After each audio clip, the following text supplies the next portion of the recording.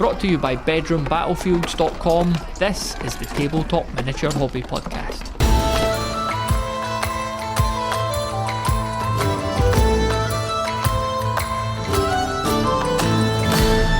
Hello and welcome to the Tabletop Miniature Hobby Podcast. It's Matthew with you here. If you listened to an episode of this show in July last year, it was around the question of the month. We were asking people for their favourite podcasts and blogs and different hobby channels, and the Rule of Carnage was one that came up time and time again. It's potentially one that you listen to, and on this episode, it's the hosts of that particular podcast and YouTube channel, Mike Hutchinson and Glenn Ford, that are joining me for a conversation.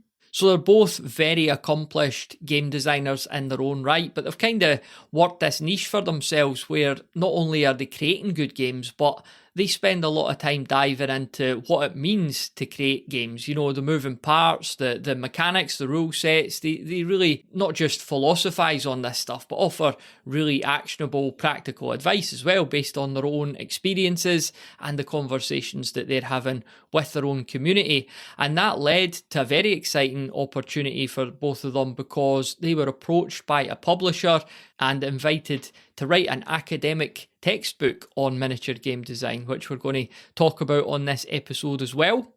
So I kicked things off by asking Glenn about that evolution from creating games to talking about creating games and essentially sort of teaching the process as well. Basically, the podcast Rule of Carnage was just like, you know, me and Mike spend a lot of time talking about games and game design, you know, just anyway, driving to conventions and chatting generally. And it was just a very basic thing of like, okay, let's record these and put them out there because, I mean, my feeling is that wherever you think you are, like in relation to sort of designing and putting out a game, if you've gone one step, you're ahead of somebody. And so that's valuable to someone, you know. And so we wanted to record that, put that out. Hopefully, you know, people would find it valuable and like respond to it. And so, yeah, we started recording our conversations, putting them online. Then, whatever it was now, sort of 2 years ago, I think, the publisher, CRC Routledge, reached out to us because basically they're wanting to extend their line of books, sort of talking about designing games, frankly. And I think the commissioning editor did a Google search for designing miniature games, and not because we're like amazingly insightful or brilliant, but because we're a small fish in a tiny pond, we popped up like 10 times on the first page of Google searches. So they reached out to us and said, would you like to do this? And we said yes immediately, because I think we're both quite, you know, I don't want to put words in Mike's mouth, but I think we're both quite passionate about extending what miniature games can do, sort of trying to build up some sort of serious critical language and ways of talking about them, because despite it being an old and sort of significant hobby, there just isn't that much sort of properly defined technical ways of talking about the bits and pieces of it. So that's been the sort of ongoing project from there. I think also that we've always, like, the difference between designing games and teaching or talking about how to design games, like, it's always just been really natural. Like you and I have both always, you know, you got to fill your website with something. And so we'd been filling it with just sort of self-reflexive musings about like, I'm working on this game, how I want, like, let me tell you a little bit about how it's going or how I'm thinking about the campaign system or whatever. So I'd been doing that all the way through the development of Gaslands, mostly just to get stuff out of my head somewhere and sort of give myself an opportunity to analyze my own process and be kind of thoughtful about it. So that ended up being kind of like, for me at least, the root of talking about these things in a more organized manner. And to be honest with you, recording the podcasts is less work than editing a blog post. So there's that going for it as well. Yeah. As much as, you know, doing a show like this, like, you're putting out really good information that helps people, but how useful is it for both of you in terms of just your own design processes, Mike? Yeah, like, amazingly. I mean, mostly because part of the design process is having a good friend to bounce ideas off, and so that sort of just provides like a weekly space for us to do that. But also forcing our own. Well, I find forcing my thoughts through the lens of explaining it to a notional audience member to be just incredibly useful in terms of trying to figure out what's going on in my own games. And actually, I was doing a bit of work recently with somebody had come to me to ask some questions about their game, and I was thinking through the problems with their, like, the narrative framing of their game and the fact there wasn't like a clear sort of hook for like what was going on in the world. And it just made me think, it's because I was sitting down to work on some A Billion Suns second edition stuff, and I was like, oh yeah, some of these criticisms I've leveled over there I could well do to listen to over here. So like very immediate, like, you know, one can get on a high horse and talk hypothetically about either games in the abstract or other people's games, but turning that spotlight internally is super useful. Yeah, and I think also, like, you know, you start talking about a particular subject and you cover like the basics, the things that you've done 100 times and most people have seen 100 times, and then you want to feel like, you know, half an hour or an hour of conversation. You start sort of pushing the envelope and questioning, oh, should we do this? Should we do that? Can you do this? Can you do that? And I think a good example for this at the moment is like Mike's game Space Skits that he's working on. I think very much came out of a conversation, you know, about the different things you can do with dice in a miniatures game, because they have a sort of a physical existence and you've got a physical tabletop, and it's just questioning, okay, well, when I throw the dice onto the table, they're suddenly somewhere, you know, how does that relate to the miniatures? How does that relate to the game? And I think that's very much sort of that spun off into sort of where Mike went with Space Skits. So often directly sort of trying to really pull apart a particular subject leads you into interesting places where you suddenly go, yeah, no, why hasn't anybody done this before? Let's push that envelope and have a go with it and see what falls out. So Glenn, did you have any like aha moments either doing the podcast or like writing the book that have kind of found their way into your own games and rule sets? I think sort of certainly writing the book, part of the way we sort of divided up the work on it was that I ended up reading a lot of indie rule sets, like a lot of indie rule sets, and that sort of just clicking which things you don't need to actually sort of reiterate too heavily, which things are out there in the zeitgeist, and which places you really want to focus on in writing. As I was working on the book, I was putting together Puke Apocalypse, which has just come out from Exalted Funeral. And one of the central ideas in that is that the tokens that sort of notate status have a physical presence again in the game, get laid out onto the tabletop and become sort of shapes and templates that are how you attack each other. And that sort of came from working on a section in the book talking about tokens, what are their purpose, how many of them are sort of a good idea when the table state becomes too cluttered. And I realized, like, I really hate a cluttered table, something that has tokens and bits and pieces on it that the miniatures can't see, that doesn't exist in their world. And so sort of going into that and playing around with like, okay, well, what is the miniature's eye view? What is real for them?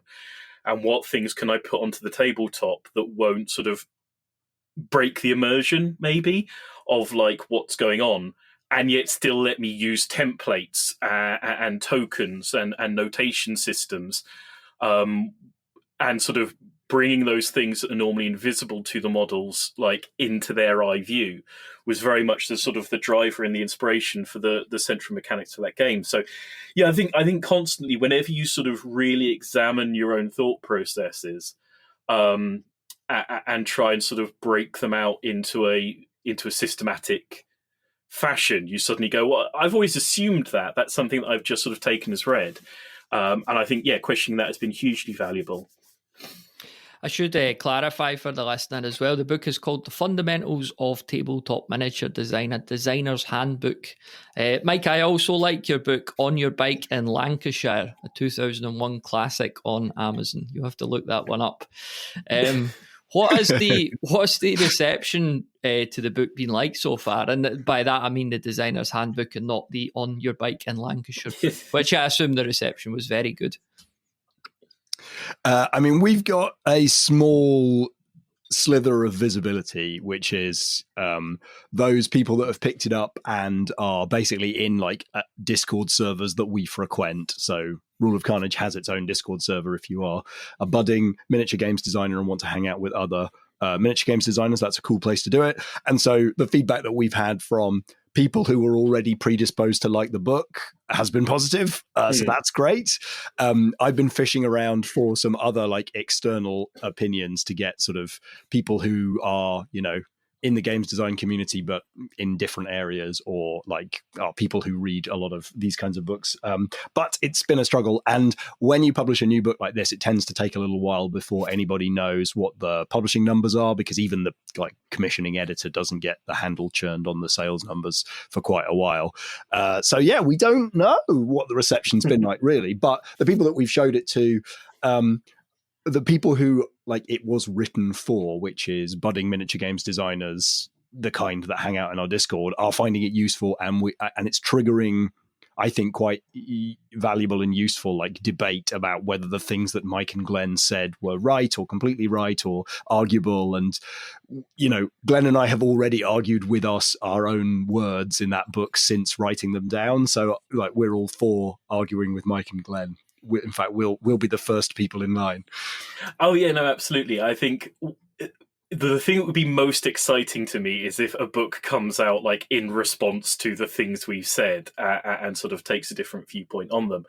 And I think like at the moment, the part of the reason for us writing the book is that fairly regularly I get people coming up and saying, you know, where should I start reading around this subject? What's a good way to learn sort of games design, you know, that's written down and I can sort of go through? And the simple answer for a long time was there isn't any. There's the Rick Priestley book, which is great, but I often say that's like if you've got a game sort of mostly written and you want to sort of bring it through to be able to present it to other people, it's absolutely fantastic for that, but it doesn't go super detailed on like how you're physically putting a game together.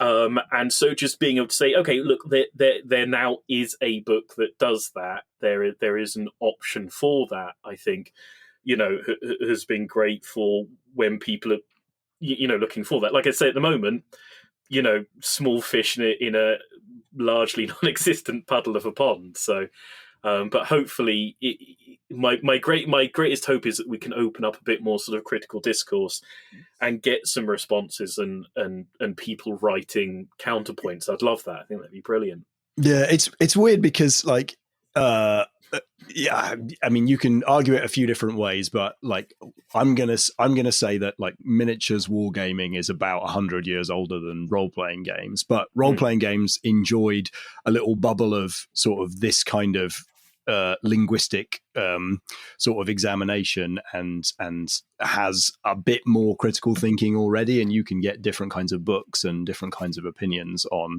what all this stuff means in role-playing games. So that's kind of fun because I was showing it to a role-playing game designer and proudly saying, look, we've created a bit of shared language around miniatures games, and he was like, yeah, we've got that in role-playing, we could do with a bit less of that in role-playing. Yeah. But yeah, so I think that's partly it. It's like for whatever reason, this just hasn't happened.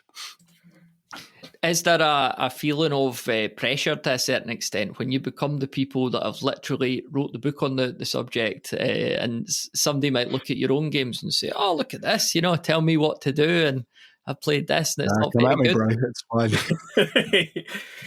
Yeah, no, I for me personally, no, simply because again, it's sort of undiscovered country. It is like I genuinely don't feel like we're sort of setting ourselves up as authorities. We're setting ourselves up as more of a voice in the wilderness and just going, okay, look, nobody's saying anything. Is it this? is this word appropriate? Is this term appropriate? Is this what a miniatures game is? Is this not what a miniatures game is? And hopefully we're sort of moderately approachable. We're sort of two random guys on the internet. So I don't think we're like I hope we're not setting ourselves up as sort of academic authorities on these things. And absolutely, if people want to apply what we've said to our games, I think, as Mike said, as soon as you put a game into a solid form and put it out there and it becomes a permanent single thing, you're usually one of the first people to start looking at it and going, oh, I wish I'd done this instead or that instead. Oh no, that was an awful idea. I mean, it works, but I've got something much better now. I think. Yeah, no. People, like, from a player's perspective, new editions of a game you can have feelings about new editions of a game, but from a designer's perspective, new editions of game are like a wonderful opportunity to fix all of the stuff that you hate about your own design, because you're the person who's like closest to it and can see all of its warts. Mike, how, in your own experience, how inevitable is it that a person will go from becoming a gamer to start homebrewing stuff to eventually maybe create their own rule set? Like, how often do you see this happen, and what's the kind of timeline? Well, I think one of the things that I really enjoyed about writing the textbook was the like excuse to go back to all of the like 60s books and read Featherstone and read Charles Grant and read all this stuff that like inspired the first generation of Games Workshop designers, because they were living in that world. And so I guess like what became apparent to me is that like in the before times, everyone was a games designer. There were literally no games. So if you had models and were playing games, you had to have designed something. And then I think like the more I think about my upbringing and the more I retell and elaborate and perhaps mythologize my own like journey into games design. Like I think a lot about, the Citadel Journal and like the sort of the rules that they put in White Dwarf that just sort of gave us permission to hack the systems. And then, Glenn and I always talk about how you should write your own scenarios as a good way of getting in. And that was like one of the things that I was doing a lot, in fact, both of us were doing a lot for like, a period of many years. So I think that like on some level, I struggle to imagine anyone not like ultimately being some kind of at least home brewer of something at their table. And I think that's partly just inherent in the form that like the games that are written for miniatures tend to be written as sort of engines, because they have to support the like import of all this weird stuff. Like if you've got a bunker, it might be completely different shape and size to my bunker. Yours might have doors, mine not. Mine might have a roof that comes off. And so it has to have all this flexibility. And so you're kind of just, even by putting terrain on the table, you're like engaging in a sort of hacking of the system and a sort of like you're participating in the design of the game. Kind of in a way that like all games masters are also at some level, like at the very least, they're like game experience designers, but in many respects, they're also just games designers and they make edits to the rules as they go along. So I think that everyone is a games designer who's playing miniature games pretty much at like some level of the scale. And then the question that you asked about like how long does it take them to get there? I don't know. I think that's just a proclivity. That's just like some people might find themselves in a situation where like the opportunity to write a scenario for a weekend's game day, or, they start running tournaments and then they want to make tweaks to the rules because of the competitive scene. Like there's a bunch of different routes in, or like a lot of us in the community that we've created, like there's just some kind of game experience that we kind of want to have, or we've got miniatures but we don't have quite the way that we want to play with it, and so taking a little risk, hacking a system or coming up with something. I think from what Mike's saying there, like the older Featherstone books, I think reading those, it's very significant that back then it was everybody had their own rule set. You went to someone's house to play a game and they had their version of their rules that they had sort of put together. And then I think the hobby went through like, a codification around like GW's sort of rise, where it was like, okay, well, this is what a minis game is. And I think at the moment we're going through a sort of secondary explosion of like indie games, little games, It's so easy now with like War Games Vault and things like that for people to put together their own rule set, stick it up online, and people can very quickly become publishers. I think like in relation to sort of the passage of going from a gamer to a games designer, one of the things I found, like, you know, as a teenager, it was sort of writing units and characters and et cetera, that you wanted to use in your army. And even if they weren't horribly overpowered, they had lots of like little gotchas and tricks, and other people were like, I'm just not playing against that. You're not allowed to use it. It's too powerful. And for me, like the step, and I think probably for a lot of people, is going from writing things for yourself to use because you think they're cool, and then writing something that your friend is willing to use with you, or even writing a thing for your friend to use against you. Like, and I think that's why scenarios and campaigns are great ways in, because whenever you're writing a scenario, you're hopefully writing it for, you know, more than one person. You're like, I want to show this scenario to my friend, and I want him to go, yes, we're playing that. That's what we're doing this session. I'm excited about it. And learning to write with the sort of the perspective of the other player, I think is like a huge step to go from, like, you know, sort of a bit of rules bashing and a bit of knocking things together for yourself to something that you're putting out to the public, something you're giving to other people, and sort of coming across into being, I don't want to use the term a proper games designer because everybody's games designer, but like the step towards doing something public and open and that other people want to be a part of, at least. Cryovolcano, a solo scenario that could be played with any sci-fi skirmish rule set and miniatures, is now available on the Bedroom Battlefields Patreon. It was originally published in Miniature Wargames magazine, and you'll now find everything you need to play it, along with a whole host of additional bonus content, over at patreon.com/bedroombattlefields. That's patreon.com/bedroombattlefields. And now back to the show. This is potentially a big can of worms and a whole conversation of its own. But Mike, what are some of the most common mistakes that you see new games designers making? The most common mistake is not designing a game because they are worried about whether they've got what it takes. So I was chatting to someone on Zoom a couple of weeks back, and they were really excited about the idea of making something, but really, I don't know, just nervous about whether they had what it takes. And I was trying to find 10 to 15 different ways of saying, yeah, you probably don't have what it takes the first time. Like, imagine painting like the Sistine Chapel. Are you going to nail that first time? No, the first, like, why would you expect to be able to paint a painting amazingly the first time? Or like write a song amazingly the first time? Or, you know, write a novel the first time you sit down to write a novel. Like, why would that be any different for games design? Like, the first time you design a game, it's going to be awful. It's going to be horrible. It's going to fall to pieces. You're probably not going to finish it. It's going to be a disaster. It's going to be childish and amateurish. Great, do that. Now do 10 more of those. And by the time you get to the 10th one, like, you'll probably have something that like feels like it's coming. And I guess that's also one of the things that people get an idea for a game, and then that becomes a little bit of a talisman that they don't want to waste their good idea on a bad game, and they don't want to write a bad game with their good idea. So they kind of get caught in this loop where they don't start.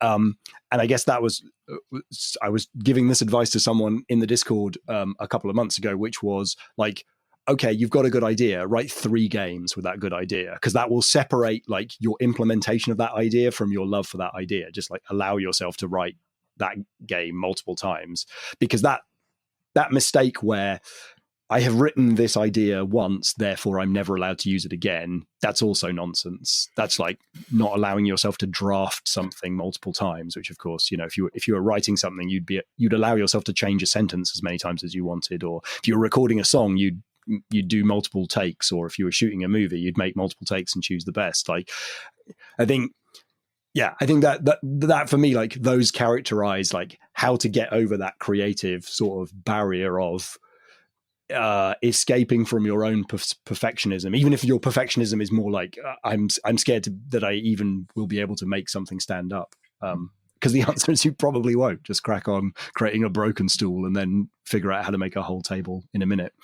Yeah, absolutely. I think sort of giving yourself permission to make absolute garbage is a big step in sort of becoming a designer. I think somebody in the Discord the other day said something along the lines of, I want to design a game, but I'm not a games designer, so I don't think I can. And it's like, nobody was a games designer before they designed their first game. You're not born with it. You sit down and you start, and it goes well or it goes badly.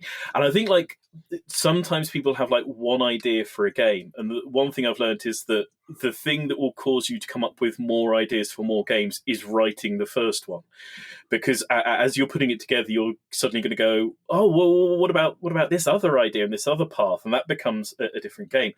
I think if there was a consistent issue I see with first designs to maybe get a bit more practical, it is things being over-designed, too many rules, too many bits and pieces. And I think that comes from people going like, I might only get one shot at this, so every idea that I get whilst writing is going in there.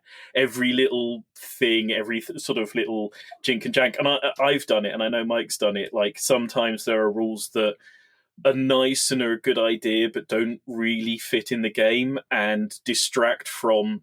They sort of you bury the lead sometimes, where it's like, the good thing you're doing is X, and then you put in all the rest of the alphabet, and the players just end up being buried under not knowing which button is the fun button and having to learn all this sort of Baroque rules around it. And if there's a single piece of advice I could give to a new games designer, it's like try and cut like 5 rules from whatever game you're writing, because you've probably got too many in there. That's the average error. I don't see many underwritten first games. I'll say that much. One of the, just going back to the sort of good ideas factor there that you were speaking about, like one of the most like relevant things I'd heard you say on the podcast was talking about how you maybe hear from people that tell you they've got a good idea for a game, or they're not sharing their idea because they think people would steal it. And I remember one of you saying like, nobody wants your idea. Like everyone's got loads of ideas. Like the idea is the very, very easy part. And it's yeah. I've got plenty of my own ideas. You think I want to waste my time on yours? I got bags back here. Yeah, no, absolutely. It's and like not just from the Discord and not just from Rule of Carnage, but like I frequent Board Game Geek design threads, and the thing you see most often is people being like, well, how do I protect myself from people stealing my idea? My idea is like amazing. How do I cover it? Do I do NDAs? Do I do trademark? And it is just genuinely, and it's not dismissive, and it's not because your idea is not good. Nobody wants to steal your idea. The number of times that you see sort of ideas being copied in tabletop is extremely rare, considering how many people there are out designing and how many games there are. And also when you see it happening in the video game world, like it's mostly just unavoidable anyway. Like the mobile app store is just absolutely filled with people ripping each other off. So even if you wanted to protect yourself, that provides a fertile set of examples for why it's kind of a losing battle anyway. Yeah, and the other thing is, it's like your game is never going to be anything until you show it to somebody. It's certainly, in my opinion, it's never going to be good until you've shown it to like another person and gotten their feedback and gotten their response. But it's not going to be a game until you put it out there and somebody else can see it and somebody else can engage with it. And I really think the earlier you can do it, the better. It's like I say, like Mike said, like I've said a few times, I've got more sort of game ideas than I could, finish if I just sat there and wrote games and nothing else for literally the rest of my life. And I know that as I'm writing them, another like 20 ideas can spin off from every one of those. It's like I don't have the time to steal your idea, and the thing about my ideas is I think they're great because they're my ideas, they're from my head. I'm passionate and excited about them. The odds of your idea being more exciting to me than my idea, it's a bizarre concept. So it's like, no, if you're worried, just let that go. Get the idea out there, show it to someone, get other people's eyes on it. As soon as another human being steps in and looks at your game, it's gonna just like jump 100% in its quality, in its depth, in its worth, in its sort of progress towards being something worthwhile and completed, I think. I found myself, like, I've got a couple of like fledgling rule sets that I tinker away with, and I found myself like spending time on the wrong things. Like, I write for a living, so the writing of the rules, the presenting of the rules, in theory, should be an easy part for me, but I find it really difficult. And then I think to myself, like, I'm wasting my time, like, grammatical minutiae here and there. And I'm like, I could just play it again. That would be much more useful. And then as much as you guys, and, I think you both listen to the Board Game Design podcast as well, which is a really good show. And, the amount of times that playtesting gets emphasized, and it's this incredible moment where you take something to the table and you're like, the thing that seemed obviously flawless just breaks in front of you, and you're like, oh, so that's why I'm testing it. Yeah, absolutely. It's like when you're writing the rules, you're sort of theorizing where things are going to be, like sometimes literally physically, and you sort of trying to hold it all in your own head. And the first time you physically lay it all out on the tabletop, there's almost always a moment when you go, oh no, this thing's now meant to be in two places at once, or this thing is totally invisible to the other player, or this thing hasn't been laid out. And yeah, getting it to the tabletop, it's usually the most painful part in so many ways of game design playtesting. It requires you to physically get stuff together and do it. Everything falls apart the first few times. You're going to have so much work to do, sort of reiterating afterwards, but it's so valuable. It's so important. Like, it's shocking the number of times I see people who have a game that has never physically gone to the table and they think it's going to work and going to hold together, and it just doesn't, because you need to physically get it out there and get it playing and get minutes on the table to check it over.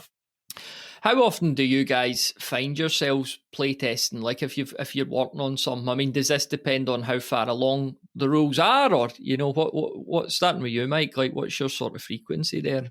I mean, it really depends on what opportunities I've got available. Like, I can invent a hypothetical amount that I would like to playtest, but like, because a lot of this just relies on the generosity of friends. Like, it's a matrix of like their availability and the number of projects that I'm working on. So I think I kind of picked up from Glenn this sort of studiousness around solo playtesting and like being very thorough about how much work you do, like with the game in front of you on the table, working through all the different scenarios and permutations and stuff. Because I think particularly for Gaslands, like I did a bit of like messing about, sort of experimenting with ideas and stuff, but I would always say, okay, then I'm going to take it to the club and we'll play test it there.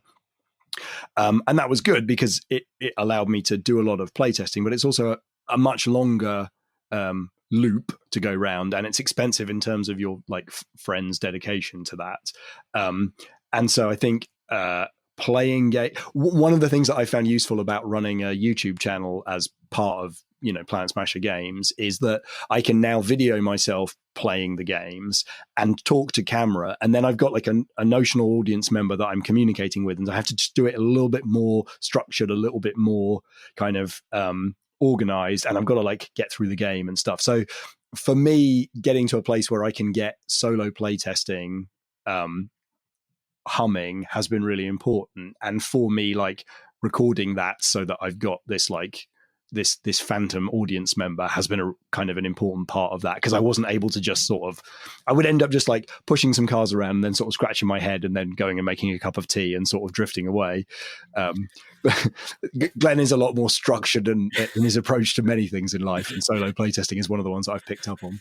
Yeah, I think personally there's sort of 3 stages of playtesting, or at least hopefully there's the solo testing where for me, I'll solo playtest something over and over and over and over, and particularly I'll want to solo playtest it before I waste another person's time on it, because other people's time, and particularly other people who are willing to sit there and playtest your game, is very valuable.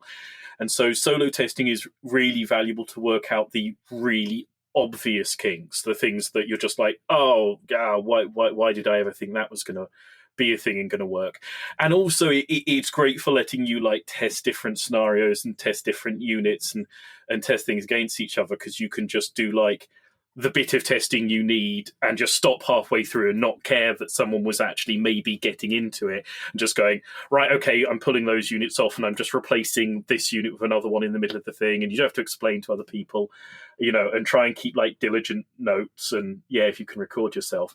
Then there's the playtesting with yourself and another human being, which for me is very much often a sort of like playing it and then going, is this fun? Is this in any way enjoyable? Is this a thing? Because like you can solo test it in a way that you can like work out the mechanics and you can get it to like not physically break during play. But it's really, really hard to judge whether the experience is enjoyable just because you're so like focused in on the minutiae of the mechanics and the things that are clicking along, and every rule is obvious to you and is like engraved in your brain because that's where it came from. So the idea of there being like too many Baroque rules and too many things to hold in your head at any one time whilst playing, it just doesn't make any sense to the designer. And sometimes having another human being go just sort of put their head down as you give them the 5th thing to remember is like, okay, brilliant. Okay, that's too many. We need to stop there. And then like the 3rd stage. Can I just interrupt before the 3rd stage? So I particularly enjoy playtesting with my 7-year-old daughter because her emotions are very close to the surface. So if I put together a situation that's maybe too complicated or unfair, she will sometimes just burst into tears. And I'm just like, this is just feedback. The most pure, rarefied playtesting feedback. Because, someone else who's a grown man will sort of be a bit disgruntled about this doesn't seem very fair. No, just like my daughter will just break down into tears about how unfair this bit of the game is. I'm like, yep, we better fix this. Yeah. And then like the last part, and the one that's often the hardest to get like a lot of feedback on it, is blind testing. Being able to give your game with no like notes and explanation to a total stranger and find out whether you wrote down the things that you thought you had written down. Because like if you're testing and you're across the tabletop from somebody else, no matter how hard you try, you're going to explain a certain amount just by your reactions to what they're doing a lot of the time. And it's shocking how many times you suddenly realize, I just didn't write that rule down. I never put it down. It's in my head and it's always been there because I've been around the table. And so like, I think blind testing, at the very least, like just having somebody else go over your rule set, even if they don't physically get it to the table, is super valuable. And then if you're lucky enough to get like a total stranger print out your rules, play a game with it, and then come back to you, that's like, if you can just do that a few times, I think you're doing pretty well. But you can never, ever, ever, ever play test things enough. It's been said a few times that like, the most playtested game in history, once it gets released, it then gets more playtests in the first like 24 hours than it's had the whole of its development. And that's like, it is frustrating sometimes when you put a game out and people are like, well, how did they not spot this? And it's like, well, because before we really playtested the hell out of it and it got like 100 playtests. Now it's released, it immediately got like 500 in the first 24 hours, and it's been out for a couple of months. So it's like, yeah, you're gonna find somebody is gonna find something. You can only cover so much. that must cause a lot of paralysis for people, for finally publishing a game, whether that is through their own, self-publishing means or trying to maybe pitch it to. I mean, if you're, say, pitching, I think Osprey do the open calls, so if you're going down that route, I guess, like how much help would you then get from the publisher to iron out any kinks if they were interested in your game? I guess it depends on the publisher, but the general answer is not much. And the reality of that is because like we're operating in a niche market where there's not a ton of money, and so like that sort of resource is just that's too rich for most game projects, and so as the designer, you're kind of expected to bring all of that for yourself. And that's why I'm so cautious about my friends' energy and enthusiasm about playtesting another of my terrible games, is because like they're kind of my most valuable resource. They're like people who understand me and my sort of my goals for the games I'm making, but they're also like used to playtesting, and they're friends of mine, so they don't mind like giving me it real. And that's why I think building community around your games even before they're released is so important. Like having a community of people who are willing to play the game and give you feedback, then they are willing to talk about the game when it comes out, and kind of be the beginning of a community that can form around the game. I think that's all like totally critical.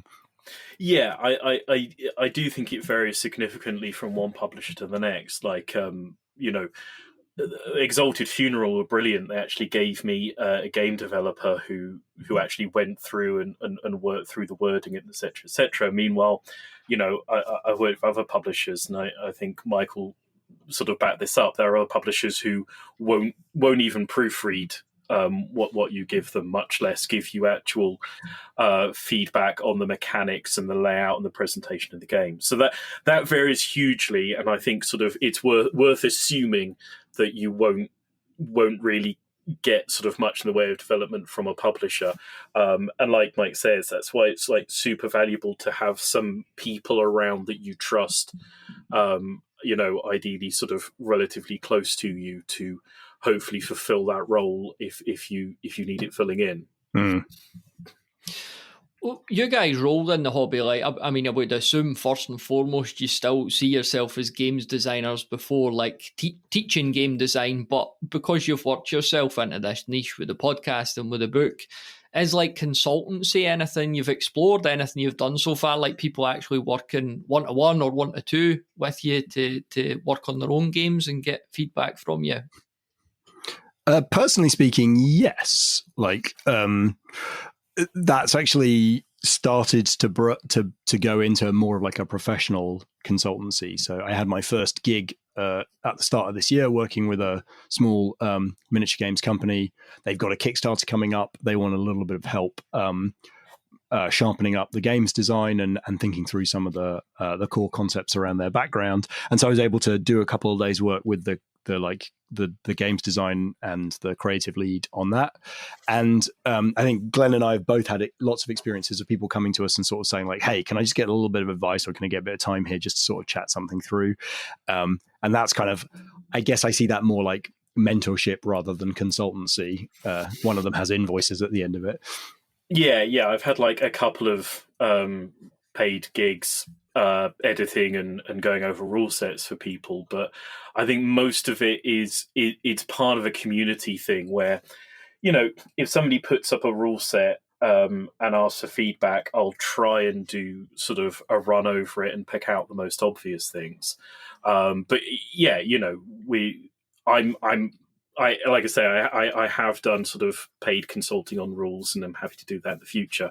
But I think the vast majority of it is, like everything in the indie area, when somebody starts working on a game, they don't know what they're going to do with it. They don't know if they're ever going to actually put it out and actually try and make money off of it. So you have to already be in a quite advanced state of where you're going with the game before it is worth me paying somebody to sort of go over the rules and come back to me. I think if you don't have somebody to do that, that you trust it, that is a worthwhile thing to do. But it's a lot like it's like commissioning art. It's like you're going to need to commission art probably before you put a game out like professionally. But 99% of the games that I see are never going to do that because they never believe that they're going to make any money. And the vast majority of them don't. They're just done because people love the idea and love the game and want to put it out there. So I totally understand they're not going to sort of want to invest in consulting over the rules. Glenn, how do you see the next few years for our corner of the hobby, this very indie space? I know we've got Games Workshop, which is a whole world of their own, but do you see more folks coming in, more folks trying to make games, just a continuous period of growth, or what's your thoughts there? I mean, my feeling is that it's the area of game design that has a huge opportunity to do a lot of much more interesting things. Like, as Mike was saying before, like you look at the RPG space, and as we've said, sort of RPGs have gone from sort of just basic goblin bashing dungeon crawlers to a place now where you can have everything from, two people falling in love over a Jenga tower to, shared multi-GM heist movies. Whilst like in the minis tabletop space, we've gone from goblins bashing each other's heads in to goblins bashing each other's heads in to some other goblins bashing each other's heads in one or another iteration. And I'm starting to see like more of a movement in things like non-combat minis game design, areas within the sort of Inc. 28 movement that are starting to put out more like, okay, what other stories can we tell? Can we tell a romance with minis? Can we tell, a murder mystery? Can we do this? Can we do that? What is unique to a tabletop miniatures game that can tell these stories in different ways? So I'm very hopeful that we're going to see like a growth of the different subjects that can be approached. And I think that as those different subjects get approached, we're going to see different sorts of people coming into the hobby and hopefully different sorts of people designing games. So, I think that with the growth in like the ability to put a game out there, like digitally and independently, you can now put a PDF rule set out within like 24 hours and it's open to the entire world. You can get together a set of SDLs and they can be available so that like somebody on the other side of the planet can be downloading your game, putting together a set of miniatures, getting to the tabletop without you having to physically manufacture anything. And your game can be played and be out there. And I think that's like a really exciting thing. And I hope that we see like more of a breadth of ideas and concepts and things approached. It's like, I love a smash 'em up battle game, but you are well served if that is what you are looking for. And I'd like to see like things for people who are looking for something else supported a bit more. But I'm excited about it and I'm hopeful about it. I think there's more coming up. Any thoughts, Mike? I think one of the things that I wish to exist, I'm not going to make this, but I hope someone does, is I think there's something missing about the connection between gamers, makers of 3D models and designers of indie rule sets. And I feel like the existing places that I can download rule sets and the existing places that I can download STLs are like quite distant and unconnected. And I also can't easily sort of form communities around those games. And like, because ultimately, like I see a couple things. One is I see miniatures being like, the more miniatures I acquire, the more possible games I can play with them. And I like acquiring miniatures from Games Workshop. They are like, they're convenient, they're high quality, they're lovely objects. I'd like a way for like me or other people to discover more uses for those miniatures. And equally, like it would be great to be like, okay, I've discovered this, miniature agnostic game that I'm excited about. Like, how can I find the miniatures without having to sort of scroll around the entire internet and all these strange half broken sites? So I think that like, one thing is it's really fun to see people like one-page rules kind of really making a connection between 3D printing and rules like in a structured way. I just think there's also an opportunity for like a community platform to bring gamers, game designers, and 3D model makers together in a way that could be really exciting. So if you have the skills, go make that happen, please. That would be lovely. Thank you. Yeah, totally. It's like, I've got Steam and Mike is my friend on Steam. So every now and again, Steam pops up and says, Mike has this game. He has played it. He likes it. And it'd be lovely if like you could go on Wargame Vault and follow Mike and see what he has downloaded from Wargame Vault. And then it had a little thing of, and here's a link across to the My Mini Factory page of the minis that Mike used to play this game that he is enjoying, But that sort of connectivity and that community, I think, it's going to take somebody with more knowledge of how to do these things than I to put out there. But that would be lovely to see. I'm conscious of not taking up too much more of your time. I just wanted to kind of get into what you're working on at the moment and what's in the pipeline. So, Glenn, you talked about Puke Apocalypse. Is that still to come out then? That came out start of January, I think, from Exalted Funerals. That's out there and available, and people can pick it up from them. Or if you're in the UK and you don't want to pay the shipping charges, I've got it on my website, so you can order it off of there. Hopefully, I've got a few things coming out. I'm looking to take Boards and Black Flags, a pirate-based game with dynamic environments, to Kickstarter around April, May time. And hopefully I've got a co-op sort of Squid Game, Alice in Borderlands style game coming out at some point this year from another publisher. So yeah, got a few things going on, and then there's always stuff going up on Itch and the Patreon and things like that. Try and put out about a game, a little teeny game there at least about once a month. Mike, Pacific Command, I think I've seen that on Amazon May. They had that penciled in for. I don't know if that's accurate or not. Yeah, no, that is accurate. So Pacific Command is my World War II game of carrier warfare and fog of war, and it's a sort of zoomed out strategic game. So it's coming out from Osprey. It'll be in their Blue Book range.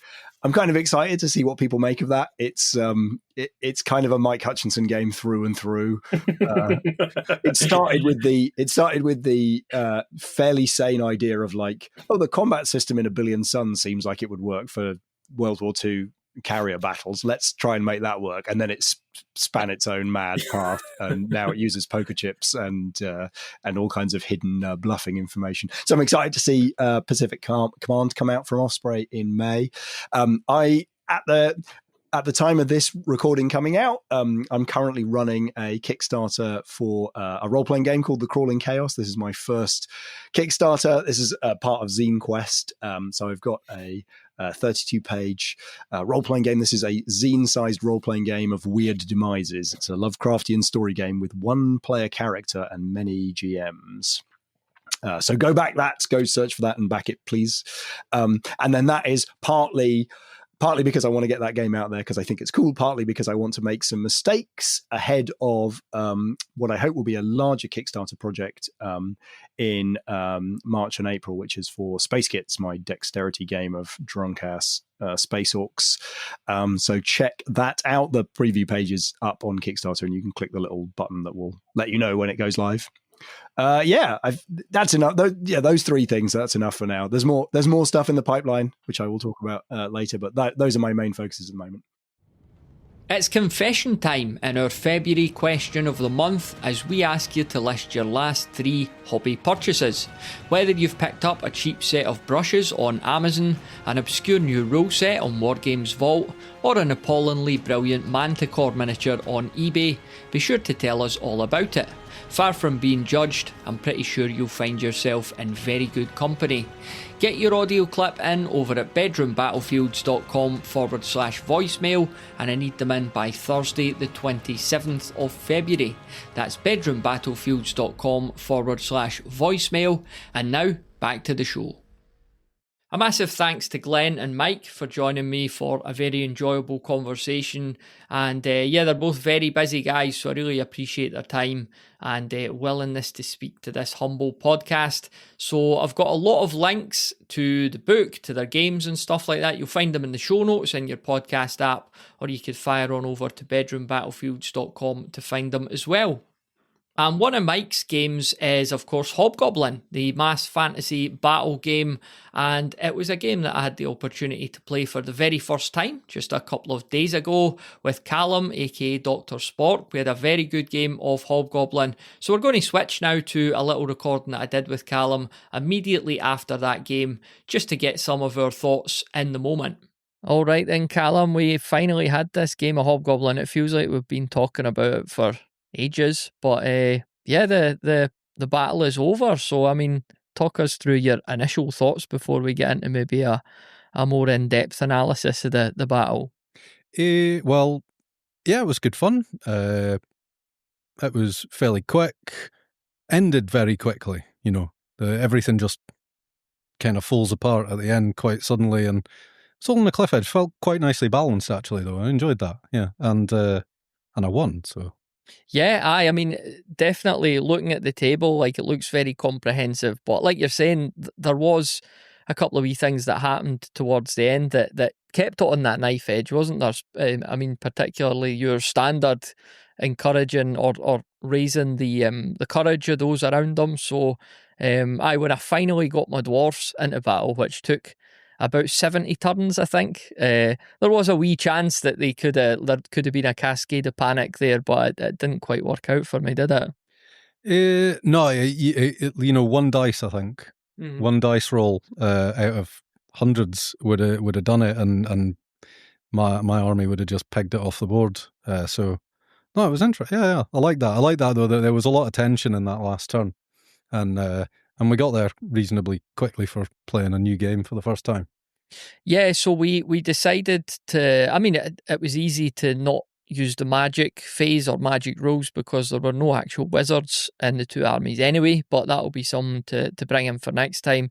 And we decided in the end not to use the fortune deck as well, didn't we? So we were just trying to get a feel for the game before adding these little like bells and whistles in, I suppose.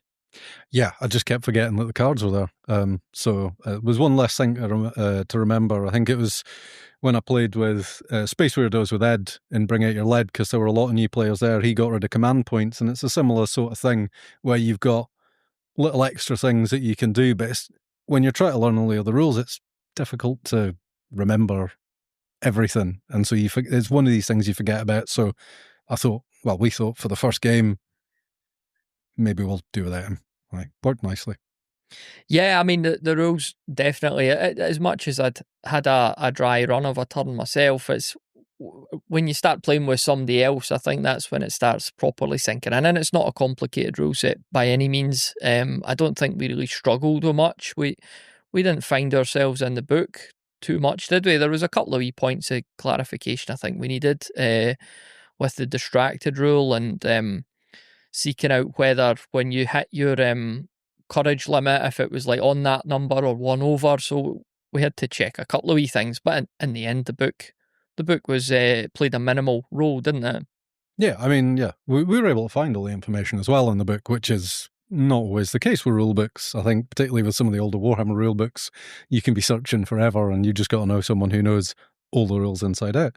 No, it's easy to pick up. I think I said to you as well, I could see myself maybe making an even littler set than this to go with my travel set if I wanted to do it, and this would be the perfect rule set for that, because you scale it down from inches to centimeters. It'd work great on a like a 1.5 foot square almost, or 2 foot square, less than that. Yeah.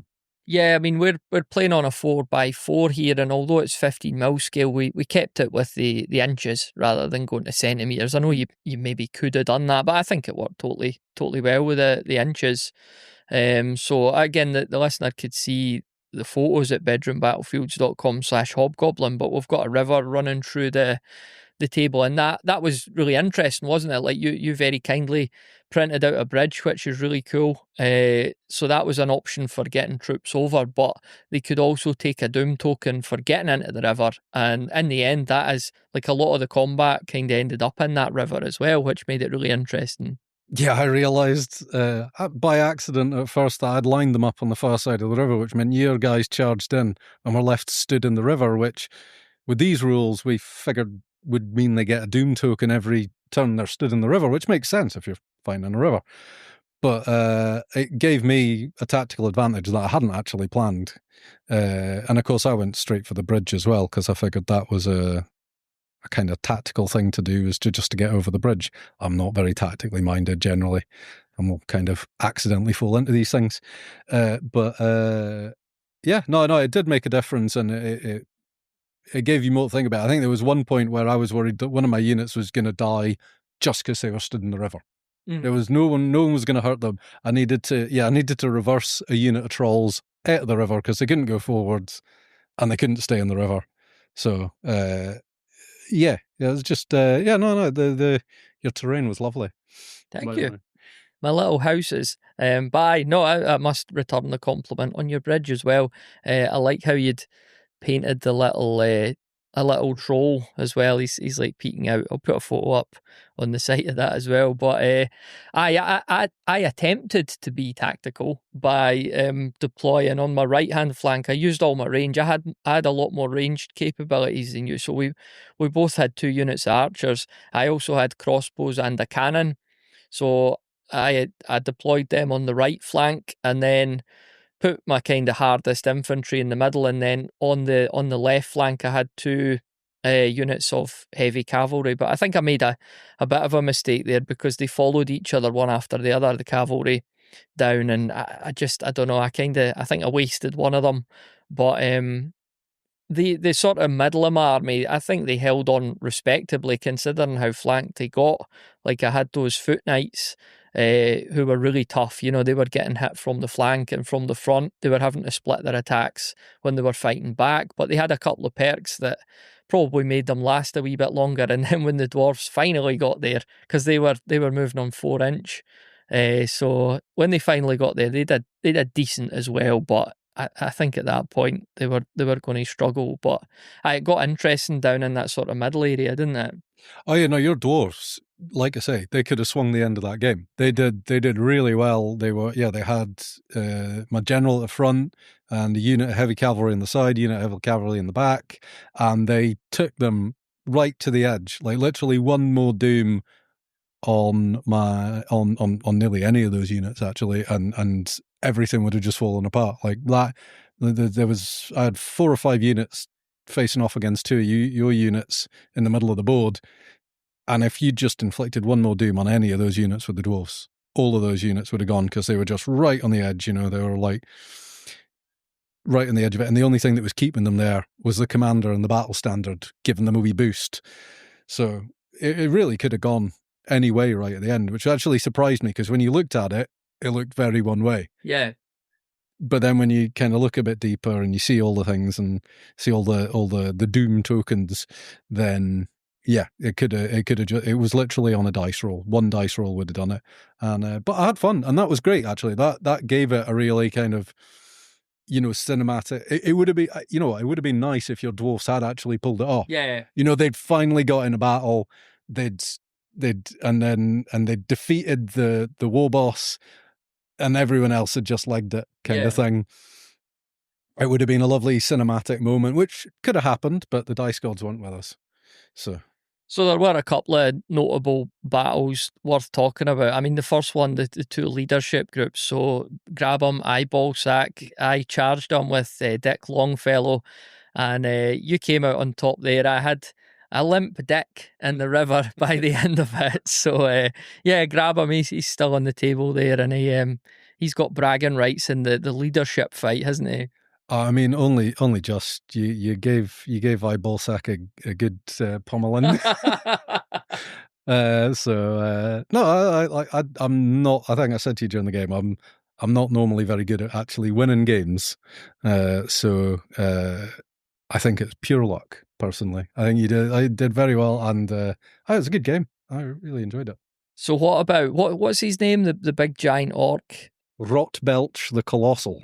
Yeah, so Rotbelch the Colossal, he marched over the bridge and he charged straight into the cannon, which had been annoying him, to say the least. It had taken a couple of pot shots at him, but yeah, he got into melee combat, and then how many sixes did I roll? You've got a photo of it, don't you? I do have a photo of it, yeah. So these two little guys at the cannon, one of them's holding a brush, the other one, I mean, he's holding a cannonball, but he's got a dagger in his belt, and this huge giant orc comes up.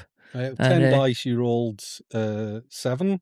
Seven sixes out of 10, and that killed you him. needed 6s to hit. Yeah, it was 6s to hit. So this couple of wee guys behind the cannon just somehow killed this giant orc. But I think it was mutually assured destruction, because he took them out at the same time. So I think we figured that he'd stuck his finger in the end of the cannon, blowing everything up. Yeah. They'd tried to launch one last volley at him as he charged in.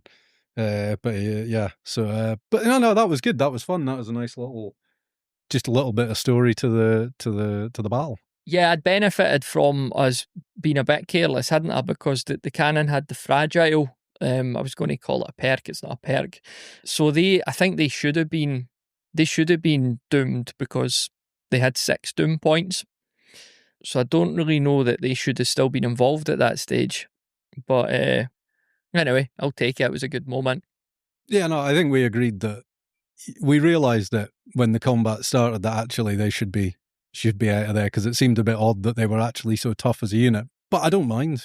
I think we let that slide because we'd made the mistake, and you know what, it led to a fun moment where you rolled 7 6s and took a troll got hit over the head with a brush or whatever. But you know, like it was these things happen, especially when you're learning a new rule set.